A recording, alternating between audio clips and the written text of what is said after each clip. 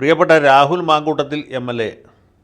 കോൺഗ്രസിൻ്റെ നിയമസഭാ കക്ഷിയിൽ നിന്ന് പുറത്താക്കി അദ്ദേഹത്തെ പാർട്ടിയുടെ പ്രാഥമിക അംഗത്വത്തിൽ നിന്ന് പ്രത്യേകിച്ച് കാലപരിധി ഒന്നും പറയാതെ സസ്പെൻഡ് ചെയ്യുക ചെയ്ത ഒരു സാഹചര്യത്തിലാണ് നമ്മൾ കടന്നുപോയിക്കൊണ്ടിരിക്കുന്നത്. അപ്പോൾ ഇങ്ങനൊരു സാഹചര്യത്തിൽ എന്തുകൊണ്ടാണ് ഇദ്ദേഹത്തെ പോലെ യോഗ്യനായ ഒരു സുന്ദരനായ സുമുഖനായ ഇംഗ്ലീഷ് തെറ്റുകൂടാതെ പറയാനറിയാവുന്ന ഒരു ചെറുപ്പക്കാരനെ ഈ പാർട്ടിയുടെ പ്രാഥമിക അംഗത്വത്തിൽ നിന്ന് സസ്പെൻഡ് ചെയ്ത് എന്ന് പരിശോധിക്കുമ്പോഴാണ് കേരള രാഷ്ട്രീയത്തിൽ ഇതിനു മുമ്പ് ഇങ്ങനെയുള്ള സംഭവങ്ങളുണ്ടായിട്ട് ഞാൻ നേരത്തെ സൂചിപ്പിച്ച പോലെ എം വിൻസെൻ്റ് എം.എൽ.എ. അതിപ്പോഴും എം.എൽ.എ. തുടരുകയാണ്. ഇതുപോലൊരു കേസിൽപ്പെട്ട് കുറച്ച് ആൾ റിമാൻഡിൽ കഴിഞ്ഞ ആളാണ്. അതുപോലെ പ്രിയങ്കരനായ എൽദോസ് കുന്നപ്പള്ളി ഞങ്ങളുടെ തൊട്ടടുത്ത മണ്ഡലത്തിൽ പ്രതികരിക്കുന്ന ആളാണ്. അദ്ദേഹം ഇതുപോലൊരു കേസിൽ അതിന് ശരിക്കും ബലാത്സംഗമൊന്നും നിലനിൽക്കാൻ ബുദ്ധിമുട്ടാണ്. അദ്ദേഹത്തിന് കോടതി ജാമ്യം അനുവദിച്ചു. ഇപ്പോൾ ജാമ്യത്തിൽ കഴിയുകയാണ്. പുള്ളിയെ അടുത്ത തവണ മത്സരിക്കുമെന്നാണ് കേൾക്കുന്നത്.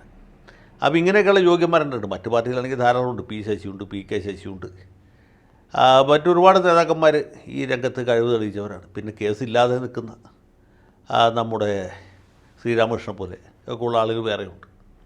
അപ്പോൾ ഇങ്ങനെയൊക്കെ നമ്മുടെ നാട്ടിൽ സംഭവിച്ചുകൊണ്ടേ ഇരിക്കുന്ന ഒരു കാലത്താണ് നമ്മൾ ജീവിച്ചുകൊണ്ടിരിക്കുന്നത്. അപ്പോഴാണ് ഈ ഒരു വിവാദം, ഈ ഗർഭക്കേസ് നേരത്തെ അഭിമുഖീകരിച്ച ഒരു വ്യക്തി നമ്മുടെ കേരള രാഷ്ട്രീയത്തിൽ വളരെ സജീവമായിട്ടുണ്ട്. അദ്ദേഹത്തിൻ്റെ പേര് പി സി ജോർജ് എന്നാണ്. പൂഞ്ഞാർ വ്യാഘ്രം എന്നറിയപ്പെട്ടിരുന്ന പി സി ജോർജ്.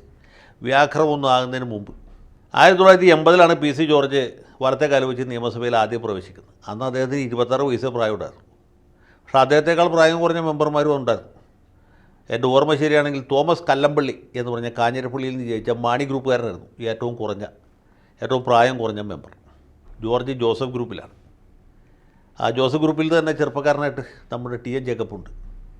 പിന്നെ കോൺഗ്രസ്സിൽ എ ഗ്രൂപ്പിൽ നിന്ന് ഒട്ടനവധി ചെറുപ്പക്കാരുണ്ടായിരുന്നു. Oommen Chandy, V M Sudheeran, M M Haasan, അങ്ങനെ ഒരുപാട് പേരുണ്ടായിരുന്നു. ഏറ്റവും അധികം ചെറുപ്പക്കാരെ കൊണ്ട് സമ്പന്നമായ ഒരു നിയമസഭയായിരുന്നു ഈ 1980 തൊട്ട് 82 വരെയുള്ള സഭ. അങ്ങനെ പി സി ജോർജ് ഒരു കന്നിക്കാരനായിട്ട് വരുന്നു. അന്ന് കെ എം മാണി LDFിലാണ്, പി ജോസഫ് UDFിലാണ്, ജോർജ് UDFിലാണ്. കെ എം മാണി അവിഹിതമായിട്ട് സ്വത്ത് സമ്പാദിക്കുന്നു, ധനം സമാഹരിക്കുന്നു എന്നൊരു ആരോപണം കേരള കോൺഗ്രസ്സിലെ ജോസഫ് ഗ്രൂപ്പുകാർ നിയമസഭയിൽ പുറത്തുമൊക്കെ ഉന്നയിച്ചുകൊണ്ടിരിക്കുന്ന കാലമാണ്.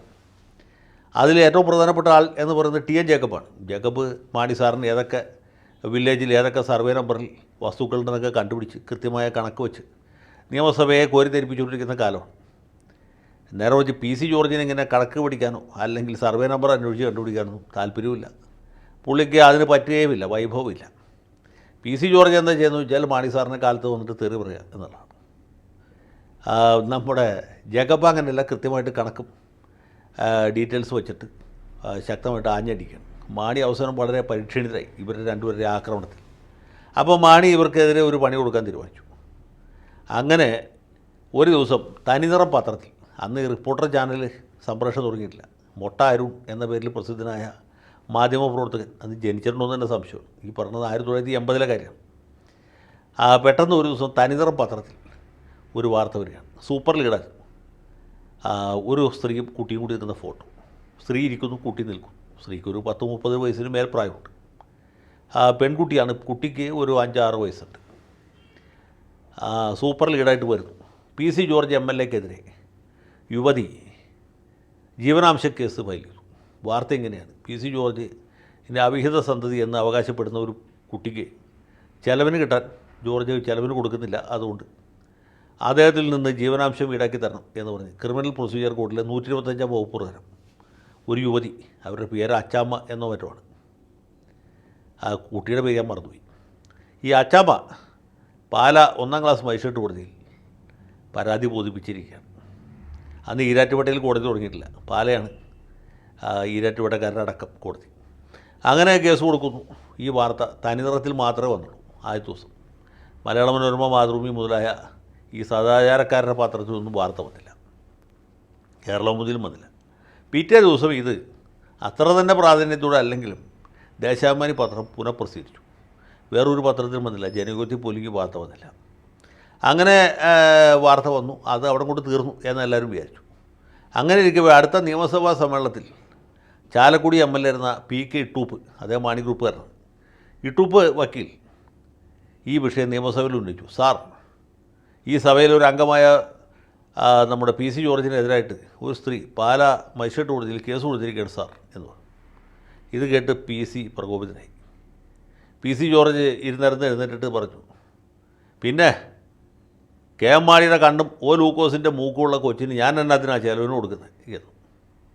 ഇത് കേട്ട് സഭ നടുങ്ങിപ്പോയി. കാരണം സി.ഡി. രാജിക്കോ എം വി രാഘവനോ പോലും ഇത്രയും ശക്തമായ രീതിയിൽ ഇത്രയും വലിയ വാമൊഴി വഴക്കം അവതരിപ്പിക്കാൻ പറ്റിയില്ല.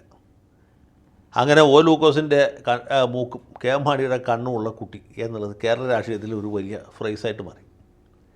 അത് കഴിഞ്ഞ് കേസ് പാലാ മജിസ്ട്രേറ്റ് കോടതിയിൽ വിചാരണ നടത്തി. പി സി ജോർജിനെതിരെ കൊടുത്ത കേസ് തള്ളിയെന്ന് മാത്രമല്ല, കള്ളക്കേസ് കൊടുത്തിട്ട് ഈ സ്ത്രീയുടെ പേരിൽ കോടതി നടപടി എടുക്കച്ചു. എനിക്ക് എൻ്റെ ഓർമ്മ ശരിയാണെങ്കിൽ അവരെ കൊണ്ട് പിഴ അടപ്പിച്ചു. പിഴ മാണിസാർ അടച്ചു കാണും എന്നാണ് ഞാൻ വിചാരിക്കുന്നത്. ഏതായാലും അതോടെ അച്ചാമ്മയുടെ അച്ചാമ്മ കാണ്ഡം അവസാനിച്ചു. പി സി ജോർജ് പിന്നെയും മുണ്ട് മടക്കി കുത്തി തൻ്റെ അടുത്തുകൂടി നാട്ടിലിറങ്ങി നടക്കാൻ തുടങ്ങി. ഇപ്പോൾ ഈ രാഹുലിനൊക്കെ പറ്റിയ കുഴപ്പം ഇതാണ്. ഇങ്ങനെ പരാതിയുള്ളവർ കോടതി പോട്ടെ, മജിസ്ട്രേറ്റ് കോടതി പോയി കുറ്റം തെളിയിക്കട്ടെ എന്ന നിലപാടെടുത്താൽ മതിയായിരുന്നു. അതിന് പകരം പുള്ളി അവിടെ കിടന്ന് ന്യായീകരിച്ച് മെഴുകി ആകെ നാശകോടതിയായി. ഇതാണ് സംഭവിച്ചത്. ഈ പി സി ജോർജിനെ പോലുള്ള ആളുകളുടെ അടുത്ത് ശിഷ്യത്വം സ്വീകരിച്ച് ഒരു നിലപാടെടുക്കാൻ പഠിക്കണം. അതല്ലാതെ വേറെ യാതൊരു മാർഗവും ഞാൻ നോക്കിയിട്ട് കാണുന്നില്ല.